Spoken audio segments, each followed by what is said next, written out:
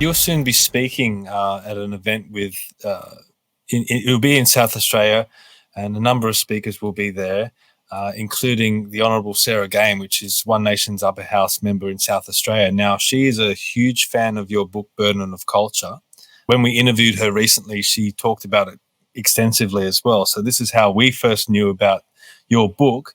And I actually reached out to her through the week and asked her if she wanted to submit some questions to you. I'm just going to ask you one here now. It's based on your book.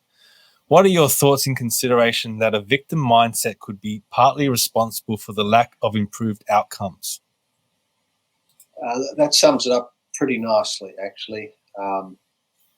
What's happened since the 70s, say, is that many Aboriginal people have learned to complain.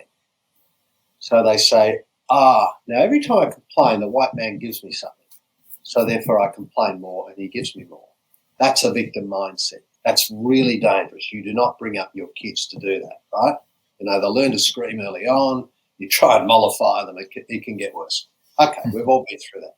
So we actually think that's a really smart idea. So let me give you two little case studies. In 1952, Sydney University was advertising scholarships for quote-unquote Aboriginal boys, which is not a nice term really, but, for young Aboriginal men could go to university in 1952. I'm not saying many did, but we opened the doors. Today, in Croker Island, I know this from a nurse up there, there's a beautifully appointed nursery for kids, very few kids in it. And Aboriginal people are saying, we don't have to play your game.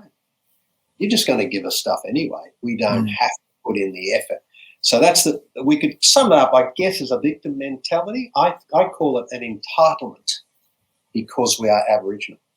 Yeah, that's killing them. That's what's killing them. And it's going to be very hard to unwind.